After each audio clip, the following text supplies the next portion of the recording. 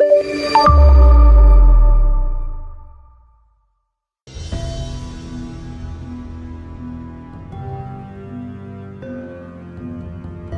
Muria dikenal sebagai wilayah yang tenang, dipeluk hutan lebat, dan kabut yang turun perlahan setiap senja. Namun di balik ketenangannya, tersimpan bisik-bisik tentang ilmu yang tidak semua orang berani menyebut namanya. Warga hanya mengenalnya sebagai ajian serat jiwa. Sebuah ilmu yang konon mampu melumpuhkan seseorang seketika, bukan tubuhnya, tetapi jiwanya. Cerita tentang ajian itu beredar dari warung ke warung, dari mulut para pengembara hingga telinga para santri. Mereka berkata, siapapun yang terkena serat jiwa akan kehilangan daya hidupnya. Tubuhnya masih bernapas, namun semangatnya runtuh seketika. Banyak yang jatuh sakit tanpa sebab, kehilangan keberanian, dan perlahan menjauh dari kehidupan. Ilmu itu disebut berasal dari laku menyimpang, bukan hasil tirakat yang bersih, melainkan dari hawa nafsu, dendam, dan ambisi kekuasaan. Mereka yang mempelajarinya diyakini telah mengikat jiwanya pada bisikan gelap. Karena itulah ajian serat jiwa ditakuti, bukan hanya karena dampaknya, tetapi karena harga yang harus dibayar oleh pemiliknya. Di tengah kegelisahan itu, nama Sunan Kudus mulai disebut. Para tokoh desa merasa ada yang tidak beres, penyakit aneh merebak, perselisihan kecil berubah menjadi pertikaian, dan ketakutan menyelimuti masyarakat. Mereka percaya, gangguan ini bukan sekadar penyakit biasa, melainkan tanda bahwa keseimbangan telah terganggu. Sunan Kudus tidak langsung bertindak. Ia mendengarkan, ia menyimak setiap keluhan dengan tenang, seolah menimbang bukan hanya cerita, tetapi juga hati orang-orang yang datang kepadanya. Baginya, ilmu yang paling berbahaya bukanlah yang mematikan tubuh, melainkan yang merusak jiwa manusia dari dalam. Dari penuturan para saksi, Sunan Kudus mulai memahami pola.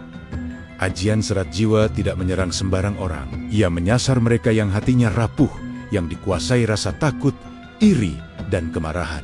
Ilmu itu seperti cermin gelap, memperbesar kelemahan yang sudah ada. Malam demi malam, Sunan Kudus melakukan tirakat, bukan untuk mencari kesaktian, tetapi untuk memohon petunjuk.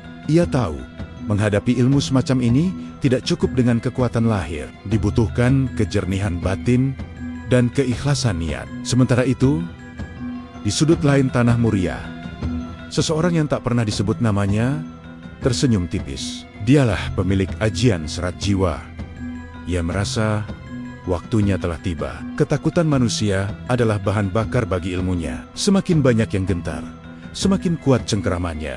Tanpa disadari masyarakat, dua jalan tengah bersiap beradu. Jalan kegelapan yang tumbuh dari dendam, dan jalan cahaya yang berakar pada tauhid. Dan Tanah Muria akan menjadi saksi dari pertemuan yang tak terelakkan.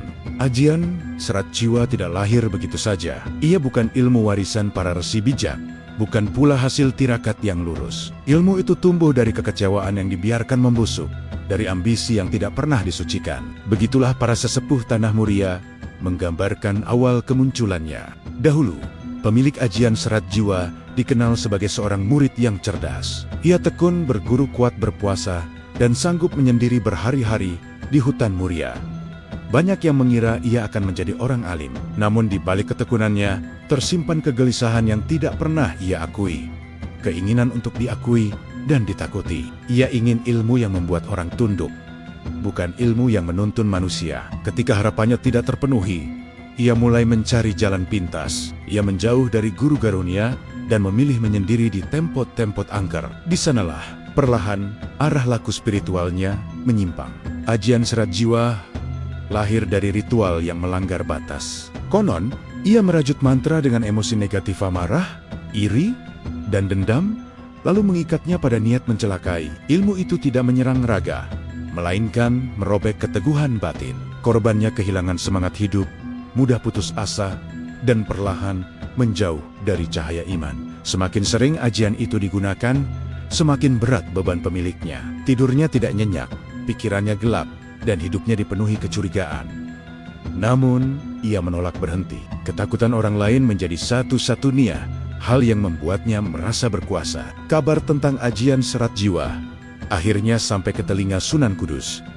Ia mendengar bukan hanya dampaknya, tetapi juga kisah perjalanan pemiliknya. Dari situ, Sunan Kudus memahami bahwa musuh sesungguhnya bukanlah ilmu itu sendiri, melainkan hati yang tersesat. Sunan Kudus berpesan kepada para santri dan tokoh desa agar tidak terpancing rasa takut. Ia menegaskan bahwa ilmu gelap hanya bekerja pada hati yang kehilangan pegangan. Ketika iman kuat dan niat lurus, ajian sekuat apapun akan kehilangan daya cengkramnya. Namun, di balik ketenangan itu, Sunan Kudus tahu satu hal. Ajian serat jiwa tidak akan berhenti dengan sendirinya. Pemiliknya telah terlalu jauh melangkah. Ia akan terus mencari korban untuk menutupi kehampaan jiwanya. Malam itu, angin Muria berhembus lebih dingin dari biasanya. Kabut turun lebih tebal, seakan menutup pandangan manusia. Di sebuah padepokan sunyi, sang pemilik ajian menyiapkan laku terakhirnya. Ia mendengar kabar bahwa Sunan Kudus mulai memperhatikan gerakannya. Bagi dirinya, itu bukan ancaman melainkan tantangan. Dua jalan kian mendekat, jalan yang dibangun dari dendam, dan jalan yang dipelihara oleh cahaya. Pertemuan keduanya tak lagi bisa dihindari. Pagi itu, tanah Muria tidak menyambut matahari dengan hangat. Kabut masih menggantung ketika seorang pemuda ditemukan duduk terpaku di tepi ladang. Matanya terbuka, namun pandangannya kosong. Ia tidak merespons panggilan, tidak menangis, tidak pula bergerak. Warga yang melihatnya saling berpandangan dengan rasa takut yang tak terucap. Pemuda itu bernama Jakawira, dikenal sebagai sosok ceria dan rajin bekerja. Sehari sebelumnya ia masih bercanda di pasar. Kini, jiwanya seakan direnggut dari tubuhnya. Para sesepuh segera tahu, ini bukan sakit biasa. Tanda-tandanya terlalu jelas. Ajian serat jiwa telah menelan korban lagi. Kabar itu sampai ke Sunan Kudus sebelum matahari tepat di atas kepala. Ia mendatangi ladang tempat Jakawira ditemukan. Dengan tenang, ia duduk di hadapan pemuda itu, memejamkan mata dan melantunkan doa perlahan. Bukan untuk mengusir, melainkan untuk menenangkan. Karena Sunan Kudus tahu, jiwa yang terluka tidak bisa dipaksa kembali. Ia harus dipanggil dengan kasih. Perlahan, jemari Jakawira bergerak. Napasnya yang semula berat mulai teratur. Namun sorot matanya masih kosong, seolah ada benang tak kasat mata yang menahannya. Sunan Kudus merasakan getaran halus, sebuah ikatan batin yang tidak wajar. Ajian itu benar-benar bekerja, bukan pada tubuh, tetapi pada lapisan terdalam jiwa manusia. Kepada warga Sunan Kudus berpesan agar tidak panik.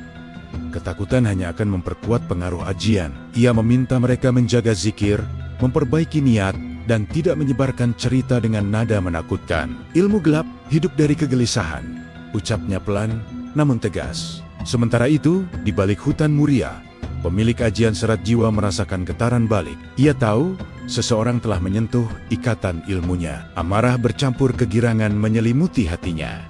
Baginya, ini pertanda bahwa Sunan Kudus mulai ikut campur, dan ia telah menyiapkan langkah berikutnya. Malam harinya, Sunan Kudus kembali bertirakat. Ia tidak hanya memohon perlindungan bagi Jakawira, tetapi juga memohon petunjuk tentang cara memutus serat jiwa tanpa merusak jiwa pemiliknya. Karena baginya, bahkan orang yang tersesat masih layak diselamatkan. Dalam keheningan malam, Sunan Kudus menyadari satu hal penting. Ajian serat jiwa tidak bisa dilawan dengan kemarahan atau adu kesaktian. Ilmu itu harus dipatahkan dengan keikhlasan yang lebih kuat daripada dendam yang melahirkannya. Di sisi lain, pemilik ajian mulai menyebar pengaruhnya lebih luas. Ia mengincar orang-orang yang sedang rapuh, mereka yang diliputi iri, kecewa, dan ketakutan. Tanah Muria kini berada di ambang ujian besar. Korban pertama telah terungkap, dan itu hanyalah awal. Malam turun di Tanah Muria dengan keheningan yang terasa berat. Sunan Kudus memilih sebuah surau kecil di pinggir hutan sebagai tempat bertirakat. Di sanalah ia menyiapkan ritual pemutus serat jiwa, bukan sebagai ilmu tandingan, melainkan sebagai ikhtiar penyembuhan. Karena yang ingin ia putus bukan jiwa manusia, tetapi ikatan gelap yang menjeratnya. Ritual itu dimulai dengan kesunyian. Sunan Kudus berwudu, lalu duduk bersila menghadap kiblat. Ia melantunkan iat-iat perlindungan, disertai doa yang memohon kelembutan hati bagi semua pihak, termasuk pemilik ajian serat jiwa. Baginya, doa yang paling kuat adalah yang tidak menyisakan kebencian. Perlahan, Sunan Kudus merasakan benang halus yang menghubungkan ajian itu dengan korbannya. Ikatan tersebut tidak terlihat, namun getarannya nyata. Ia menyadari serat jiwa dipelihara oleh rasa takut dan amarah. Selama dua emosi itu hidup, ikatan tak akan lepas sepenuhnya. Sementara ritual berlangsung, pemilik ajian serat jiwa merasakan sesuatu yang tidak biasa. Mantranya bergetar, seolah ada yang menarik dari arah berlawanan. Ia tersenyum sinis. Bagi dirinya, ini saat yang tepat untuk menguji seberapa jauh Sunan Kudus berani melangkah. Ia menyiapkan jebakan pertama bukan berupa serangan langsung, melainkan fitnah. Keesokan paginya, desas-desus menyebar di desa. Ada yang berkata, Sunan Kudus sengaja memancing kegaduhan. Ada pula yang menuduhnya mencampuri urusan yang bukan haknya. Bisik-bisik itu halus, namun beracun. Sunan Kudus mendengar semua itu, namun tidak menanggapi. Ia tahu, fitnah adalah senjata yang sering dipakai oleh hati yang gelap. Menjawabnya, hanya akan memperpanjang rantai kebencian. Ia memilih melanjutkan ritual dengan niat yang semakin dijernihkan. Hasilnya mulai terlihat. Jakawira menunjukkan tanda-tanda pulih. Tatapannya tidak lagi kosong, napasnya lebih ringan, dan ia mulai bisa mengucap nama Allah dengan lirih. Ikatan serat jiwa belum sepenuhnya putus, tetapi cengkeramannya melemah. Namun keberhasilan itu dibayar mahal. Malam berikutnya, Sunan Kudus merasakan tekanan batin yang kuat. Dalam tidurnya, ia melihat bayangan hitam merayap di tanah Muria, mencari jiwa-jiwa yang lengah. Ia sadar, pemilik ajian tidak akan tinggal diam. Jebakan berikutnya pasti lebih berbahaya. Di sisi lain, pemilik ajian serat jiwa mulai kehilangan kendali. Setiap kali ikatan terlepas dari satu jiwa, dadanya terasa sesak. Ilmu itu menuntut tumbal emosi yang terus-menerus. Jika tidak, ia sendiri yang akan dilumpuhkan oleh ciptaannya. Tanah Muria kini berada di tengah pertarungan yang tidak kasat mata. Bukan adu kesaktian, melainkan adu niat. Dan jebakan pertama baru saja terpasang. Sejak ritual pemutus serat jiwa dilakukan, suasana Tanah Muria berubah. Bukan semakin tenang, melainkan semakin sunyi dengan cara yang tidak wajar. Warga merasa mudah lelah, pikiran sering kosong, dan emosi gampang tersulut. Seolah ada tekanan yang menekan dari arah yang tidak terlihat. Sunan Kudus menyadari, pemilik ajian serat jiwa mulai melakukan serangan batin. Ilmu itu tidak lagi menyasar satu orang, tetapi menyebar seperti kabut tipis. Tujuannya bukan untuk melumpuhkan, melainkan melemahkan kewaspadaan dan kesabaran masyarakat. Serangan itu juga menyentuh para santri. Beberapa dari mereka mengalami mimpi buruk berulang, melihat bayangan yang berbisik agar berhenti berzikir. Sunan Kudus menenangkan mereka. Ia berpesan agar tidak melawan rasa takut dengan kemarahan, melainkan dengan keteguhan hati. Di tengah tekanan itu, ujian terbesar datang bukan dari luar, melainkan dari dalam masyarakat sendiri. Beberapa tokoh desa mulai meragukan langkah Sunan Kudus. Mereka khawatir kegaduhan akan semakin besar jika konflik ini diteruskan. Ada yang menyarankan agar Sunan Kudus mundur demi ketentraman semu. Sunan Kudus mendengar semua masukan itu dengan lapang. Ia tidak membantah, tidak pula memaksakan kehendak. Namun dalam hatinya, ia tahu bahwa mundur sekarang berarti membiarkan banyak jiwa terus terjerat. Kesabaran baginya bukan berarti berhenti berbuat, tetapi tetap lurus di tengah badai.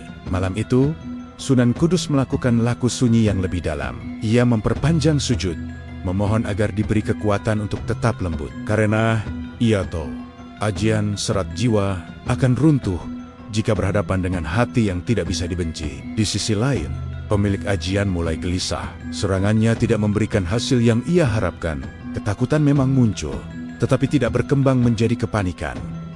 Kehadiran Sunan Kudus menahan gelombang itu, dan semakin ia memaksa, semakin ia merasa terkuras. Untuk pertama kalinya, ia merasakan balikannya. Dadanya sesak, pikirannya kacau, dan emosinya tak terkendali. Ajian serat jiwa menuntut energi batin yang terus-menerus, tanpa korban yang sepenuhnya tunduk. Ilmu itu justru menggerogoti pemiliknya. Namun ia belum menyerah. Dalam keputusasaan, ia bersumpah akan melakukan satu serangan terakhir, serangan yang langsung mengarah pada Sunan Kudus, bukan dengan fitnah atau bisikan, melainkan dengan menghadapkan dirinya secara langsung. Sunan Kudus merasakan firasat itu. Dalam doanya, ia memohon agar pertemuan yang akan datang menjadi jalan penyadaran, bukan kehancuran. Karena baginya kemenangan sejati bukan saat musuh tumbang, tetapi saat kegelapan kehilangan tempat berpijak. Tanah Muria menahan napas. Serangan tak terlihat telah mencapai puncaknya, dan pertemuan yang menentukan semakin dekat. Kabut turun lebih tebal dari biasanya, Ketika Sunan Kudus melangkah menuju lereng Muria, langkahnya tenang, namun hatinya waspada. Ia tahu, malam ini bukan malam biasa. Serangan batin yang berhari-hari terasa seperti penanda pemilik ajian serat jiwa telah memutuskan untuk menampakkan diri. Di sebuah tanah lapang yang dikelilingi pepohonan tua, sosok itu berdiri menunggu. Wajahnya pucat, sorot matanya tajam, namun lelah. Ia tidak membawa senjata, tidak pula mengucap mantra, namun aura dingin di sekelilingnya menandakan bahwa ikatan serat jiwa masih menyatu dengan dirinya. "Engkau akhirnya datang," ucapnya lirih, memecah kesunyian. Sunan Kudus membalas dengan salam. Suaranya lembut, ia tidak menunjukkan sikap menghakimi. Dalam pandangannya, sosok di hadapannya bukan musuh, melainkan jiwa yang tersesat terlalu jauh. Pemilik ajian tertawa kecil. "Kau datang untuk memutus ilmuku?" tanyanya. "Atau untuk mempermalukanku di hadapan Muria?" Sunan Kudus menggeleng pelan. Ia berkata bahwa kedatangannya bukan untuk merampas, melainkan untuk mengingatkan bahwa ilmu yang dibangun di atas dendam tidak akan pernah memberi ketenangan. Setiap ikatan yang ia lemparkan pada orang lain, sejatinya melilit jiwanya sendiri. Kata-kata itu menghantam batin sang pemilik ajian. Untuk sesaat, raut wajahnya berubah, namun kesombongan segera menutupinya. Ia menguatkan niat, mengalirkan serat jiwa dengan penuh amarah. Kabut berputar, udara terasa berat, dan Sunan Kudus merasakan tekanan kuat di dadanya. Namun ia tidak melawan, ia berdiri tegak, melantunkan zikir perlahan, bukan untuk menyerang, melainkan untuk menjaga kejernihan hati. Tekanan itu terasa, tetapi tidak menembus. Ajian serat jiwa seolah kehilangan arah ketika tidak menemukan rasa takut. Pemilik ajian terkejut, ia meningkatkan kekuatan. Namun justru tubuhnya sendiri yang bergetar, napasnya memburu. Keringat dingin mengalir di pelipisnya. Untuk pertama kalinya, ia merasakan serat jiwa berbalik menghimpit jiwanya sendiri. "Ilmumu tidak gagal," ujar Sunan Kudus tenang. "Hatimu yang sedang lelah." Kalimat itu merobohkan pertahanan terakhirnya. Ia terhuyung, hampir jatuh berlutut. Dalam benaknya, kenangan masa lalu bermunculan, guru yang pernah ia tinggalkan, nasihat yang diabaikan, dan jalan yang ia pilih demi kekuasaan semu. Namun, pertemuan itu belum berakhir. Dengan sisa kesadarannya, ia melarikan diri ke dalam kabut. Ajian serat jiwa masih melekat, tetapi tidak lagi utuh. Ikatannya mulai retak. Sunan Kudus tidak mengejar. Ia tahu, pelarian itu bukan kemenangan, melainkan tanda bahwa pertarungan batin baru saja dimulai. Ilmu gelap telah goyah, namun belum hancur sepenuhnya. Kabut perlahan menipis. Tanah Muria kembali sunyi, namun gema pertemuan itu akan mengguncang hari-hari berikutnya. Pelarian malam itu tidak membawa ketenangan. Pemilik ajian serat jiwa bersembunyi di sebuah gua kecil di lereng Muria, namun pikirannya terus diguncang. Setiap tarikan napas terasa berat, seolah benong-benong halus melilit dadanya dari dalam. Untuk pertama kalinya, ilmu yang selama ini ia banggakan menjadi sumber penderitaan. Ia mencoba menguatkan ajian, melantunkan mantera yang biasa ia gunakan. Namun yang terjadi justru sebaliknya. Getaran serat jiwa tidak lagi patuh. Ia merasakan ikatan itu retak, tidak terputus, tetapi kehilangan keselarasan. Ilmu itu menuntut sesuatu yang tak lagi ia miliki.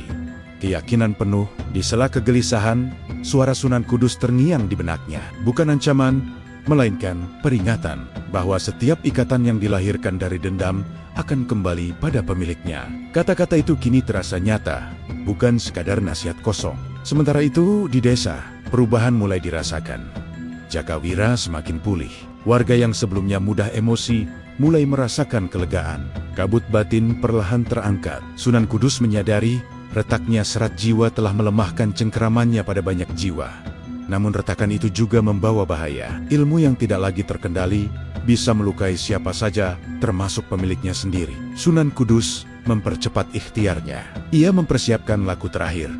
Sebuah upaya untuk memutus serat jiwa sepenuhnya tanpa menghancurkan jiwa yang tersesat. Di dalam gua, pemilik ajian bergulat dengan pilihannya. Ia bisa memaksa serat jiwa hingga titik akhir, mempertaruhkan hidup dan kewarasannya, atau ia bisa melepaskan ilmu itu, menerima kehancuran harga diri yang selama ini ia bangun. Pilihan itu terasa lebih berat daripada penderitaan fisik. Melepaskan ajian berarti mengakui kesalahan, berarti kembali menjadi manusia biasa.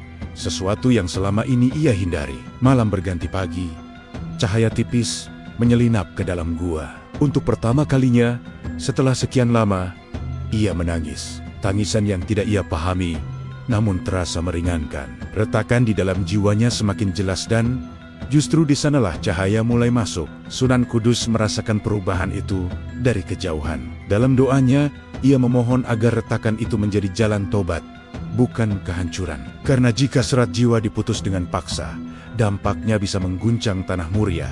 Pertarungan sejati kini berada di titik akhir, bukan di antara dua manusia, melainkan di dalam satu hati yang harus memilih antara gelap dan terang. Fajar menyingsing di tanah Muria dengan warna pucat. Udara terasa lebih ringan, namun menyimpan ketegangan yang belum usai. Sunan Kudus bersiap melakukan ritual terakhir, bukan ritual untuk menundukkan, melainkan untuk memutus ikatan yang telah merusak keseimbangan batin banyak jiwa. Ia memilih tempat terbuka di kaki Muria, dekat aliran air yang jernih. Air, baginya, adalah simbol penyucian, bukan sekadar membersihkan raga, tetapi juga niat. Sunan Kudus tahu, ajian serat jiwa tidak bisa diputus dengan paksaan. Ia hanya akan luruh jika pemiliknya rela melepaskan. Di saat yang sama, pemilik ajian keluar dari persembunyiannya. Wajahnya tampak lebih tua, sorot matanya redup. Setiap langkah terasa berat, seolah ikatan serat jiwa menariknya ke belakang. Namun ada sesuatu yang berbeda. Ia tidak lagi melawan sepenuhnya. Pertemuan itu berlangsung tanpa kata-kata keras. Sunan Kudus memulai ritual dengan doa yang panjang dan hening. Ia tidak memanggil nama ajian, tidak pula menyebut kesalahan. Ia hanya memohon agar segala ikatan yang lahir dari kebencian dikembalikan kepada asalnya tiada dan lenyap. Pemilik ajian merasakan dadanya berguncang. Benang-benang serat jiwa yang selama ini ia pelihara bergetar hebat. Rasa sakit menjalar bukan di tubuh, melainkan di batin. Kenangan kelam, ambisi, dan dendam muncul silih berganti, seolah menuntut untuk dipertahankan. Di titik itu, ia harus memilih. Mempertahankan ilmu berarti mempertahankan penderitaan. Melepaskan berarti kehilangan identitas yang selama ini ia bangun. Dengan suara gemetar, ia akhirnya berlutut. Air mata jatuh, bercampur tanah Muria. Ia mengucap pengakuan bukan di hadapan manusia, melainkan di hadapan Tuhan. Saat itulah serat jiwa retak sepenuhnya. Ikatan yang tersisa luruh, seperti benang rapuh yang terbakar cahaya. Ritual mencapai puncaknya. Sunan Kudus merasakan getaran terakhir. Lalu keheningan yang dalam. Tidak ada ledakan. Tidak ada tanda gaib yang mencolok. Hanya ketenangan yang perlahan menyelimuti. Konsekuensinya langsung terasa. Pemilik ajian jatuh lemas, kehilangan sebagian kekuatan batinnya. Ilmu itu pergi, namun meninggalkan kelelahan yang mendalam. Ia selamat, tetapi harus memulai hidup dari titik nol tanpa kesaktian, tanpa ketakutan yang ia tanamkan.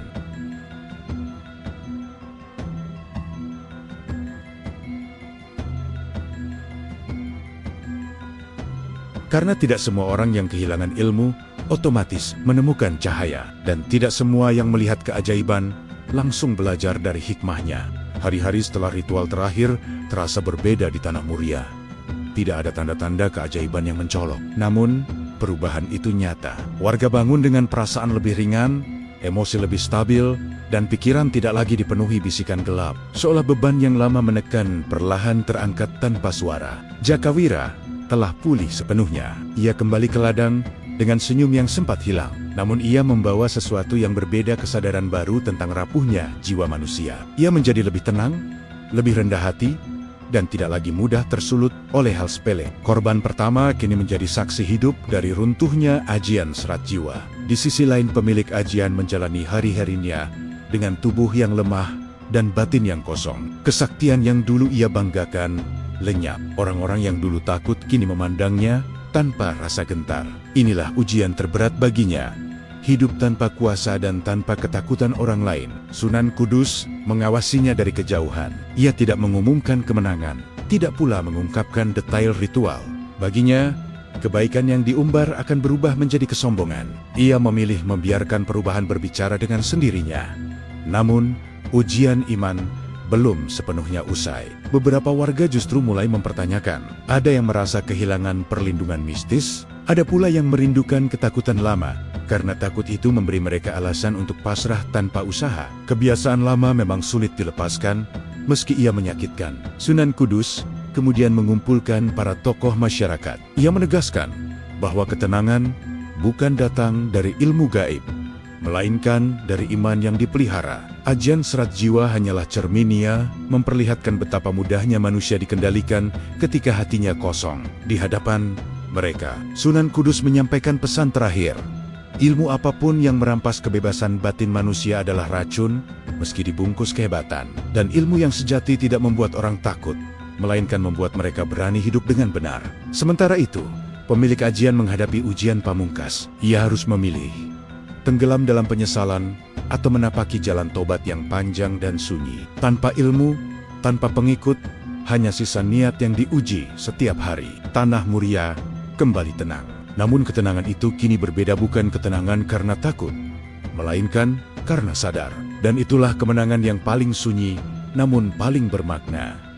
Kisah ini hampir selesai. Tinggal satu pelajaran terakhir yang harus diungkap tentang warisan sejati dari peristiwa besar ini.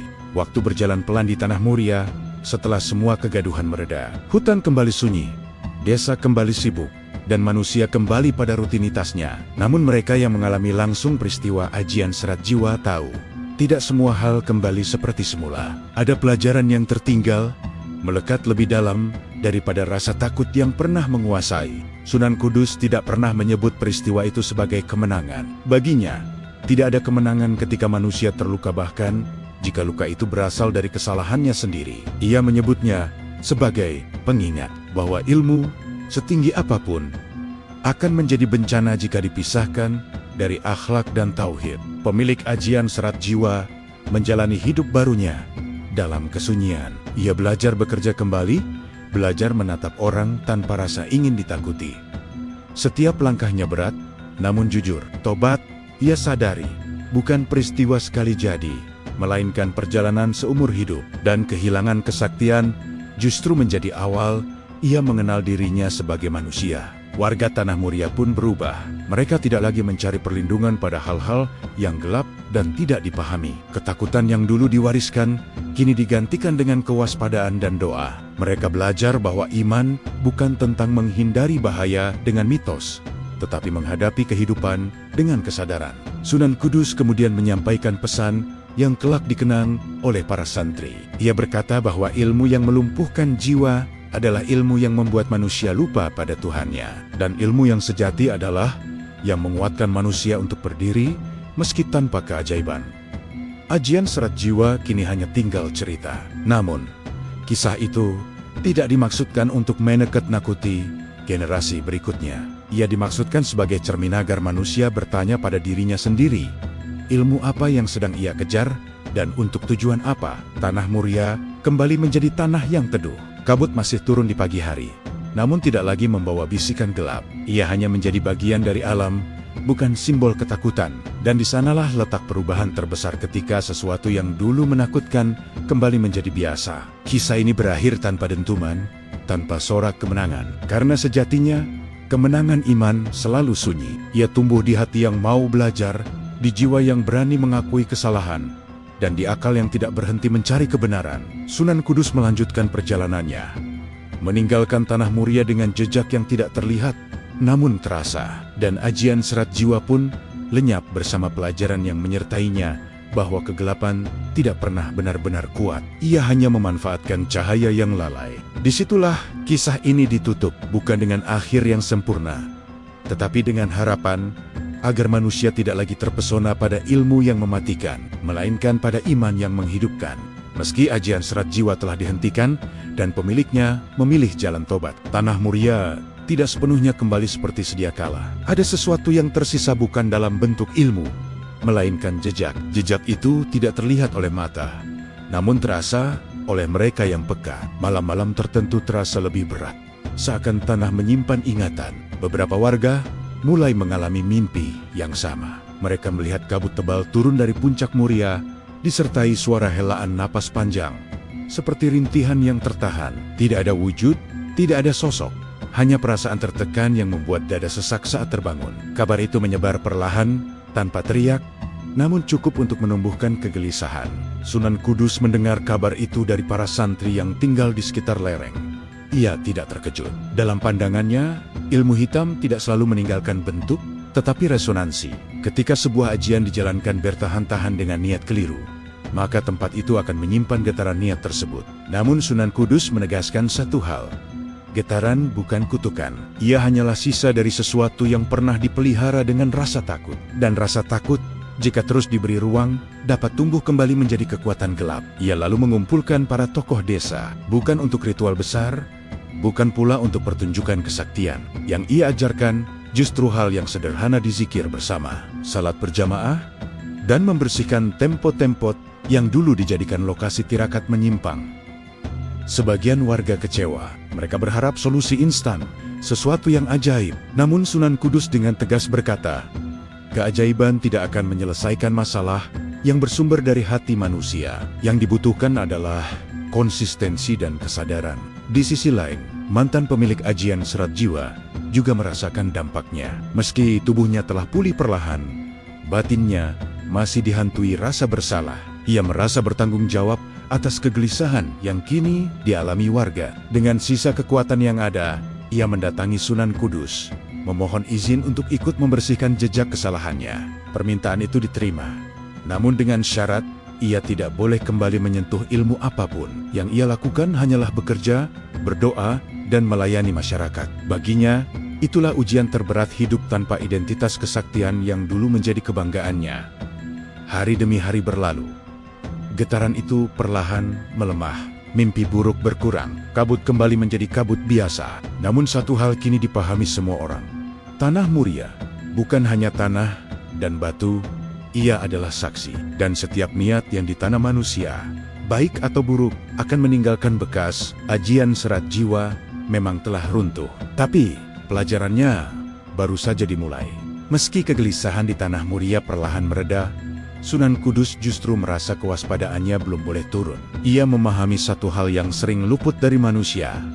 Ketika kegelapan tidak lagi berteriak, ia mulai berbisik. Dan bisikan justru lebih berbahaya bagi hati yang lengah. Pada suatu malam sunyi, saat kebanyakan warga terlelap, Sunan Kudus memilih beriktikaf di masjid kecil dekat lereng.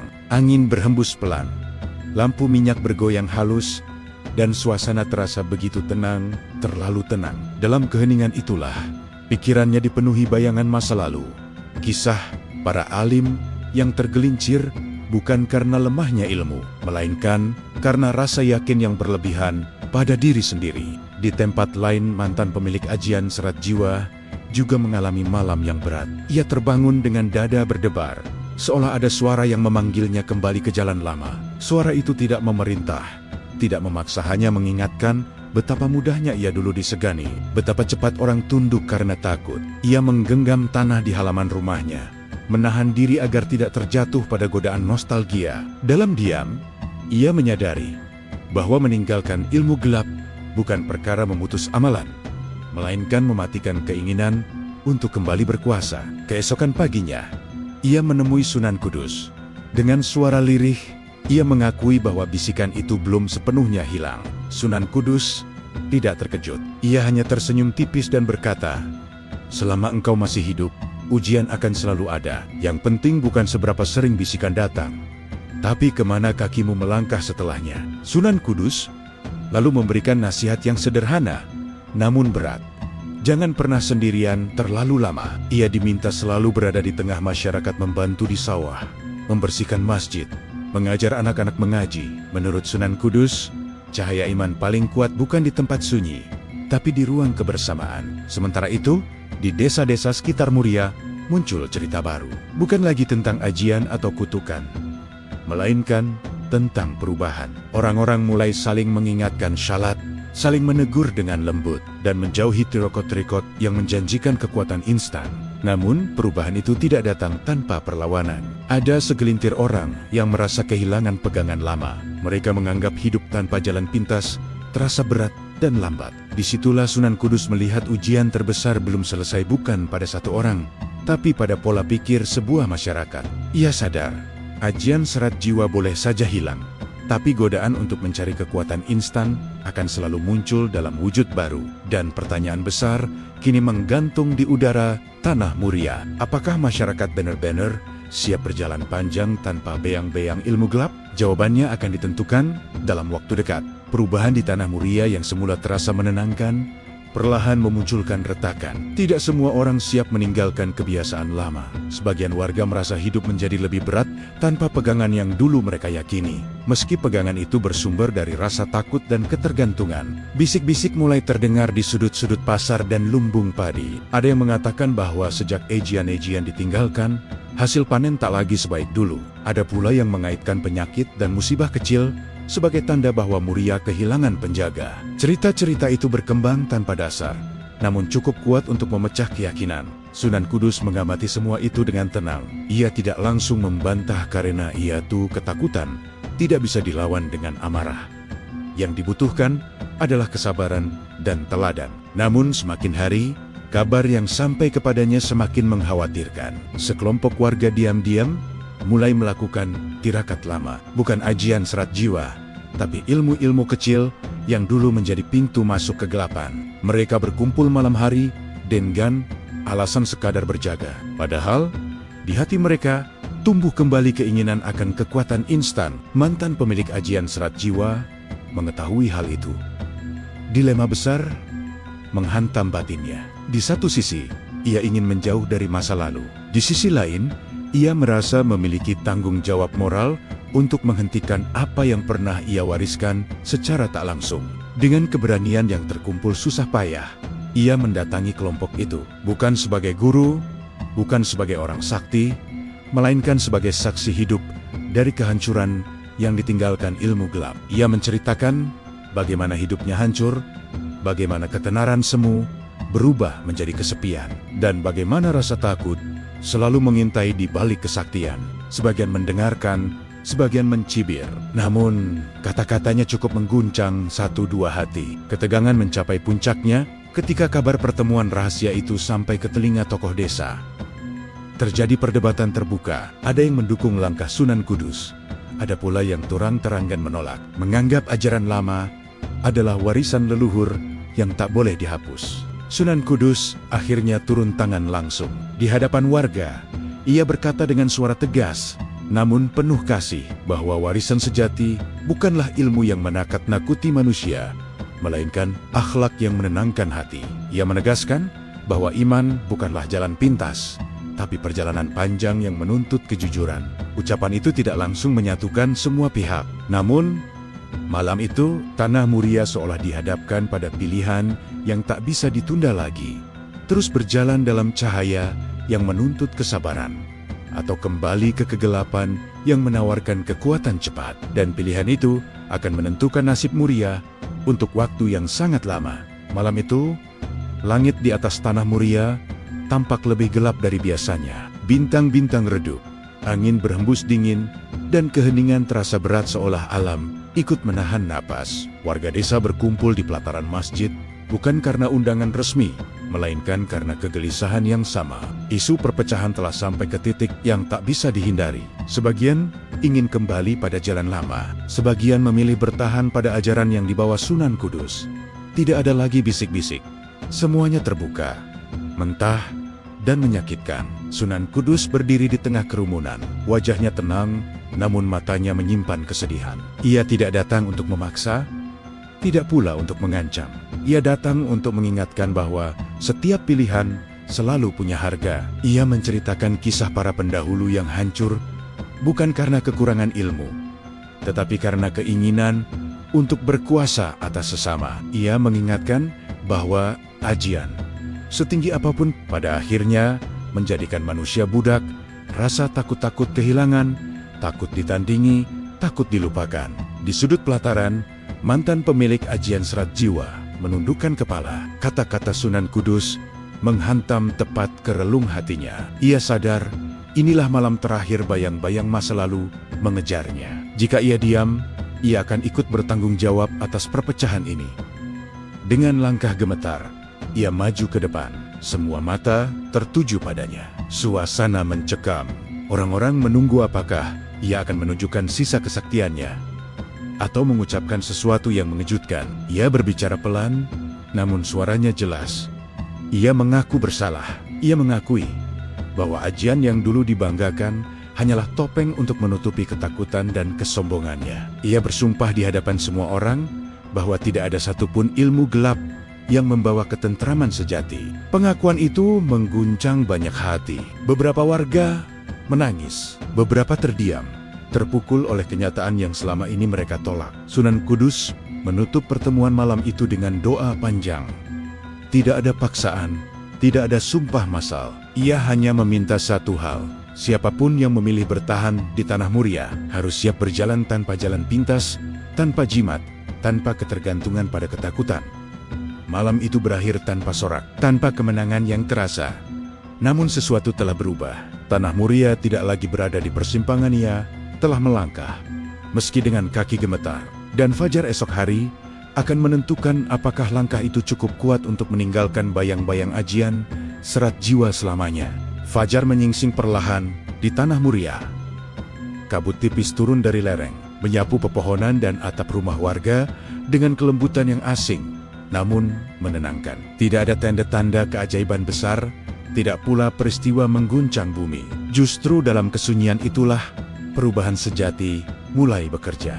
Warga bangun dengan perasaan berbeda. Kegelisahan yang berhari-hari menekan dada terasa berkurang. Tidak hilang sepenuhnya, namun cukup untuk memberi ruang bernapas. Mereka menyadari malam penentuan kemarin bukanlah akhir dari masalah, melainkan awal dari tanggung jawab baru. Sunan Kudus memilih tidak menetap lama. Ia tahu tugas seorang wali bukan membuat manusia bergantung, melainkan menguatkan agar mampu berjalan sendiri. Sebelum berangkat, ia mengumpulkan tokoh-tokoh desa dan berpesan agar masjid dijadikan pusat kehidupan. Bukan hanya tempat ibadah, tetapi juga tempat bermusyawarah dan saling menguatkan. Mantan pemilik ajian serat jiwa memulai hidup yang benar-benar baru. Ia tidak lagi dikenal sebagai orang sakti, melainkan sebagai pekerja yang rajin dan pendengar yang baik. Setiap kali seseorang menyinggung masa lalunya, ia hanya tersenyum dan berkata bahwa kesaktian sejati adalah mampu mengendalikan diri sendiri. Hari-hari berlalu, tidak semua masalah langsung selesai. Panen kadang gagal, penyakit tetap datang, dan ujian hidup masih silih berganti. Namun satu hal berubah. Warga tidak lagi mencari jawaban pada ilmu yang menakutkan, melainkan pada kebersamaan dan doa. Ajian serat jiwa perlahan berubah status dari sesuatu yang ditakuti menjadi pelajaran yang diingat, bukan untuk dihidupkan kembali, tetapi untuk dikenang sebagai peringatan tentang bahaya kesombongan dan jalan pintas. Di lereng Muria, tempat-tempat yang dulu dijadikan tirakat sunyi, kini dibiarkan kembali menjadi alam. Tidak ada tanda larangan, tidak ada penjagaan gaib. Yang ada hanyalah kesepakatan tak tertulis bahwa manusia tidak boleh lagi memaksa alam tunduk pada ambisi mereka. Nama Sunan Kudus terus dikenang, bukan karena karomah yang mematikan, tetapi karena keteguhannya mengembalikan manusia pada akal dan iman. Ia tidak menghapus legenda, namun menempatkannya pada tempat yang benar sebagai cermin, bukan tujuan. Dan Tanah Muria, dengan segala luka dan pelajarannya, tetap berdiri, menjadi saksi bahwa kekuatan terbesar bukanlah ajian yang melumpuhkan, melainkan keberanian untuk melepaskan kekuasaan demi ketentraman. Jejak ajian serat jiwa mungkin masih tersimpan dalam cerita, namun sejak hari itu, ia tak lagi memiliki kuasa.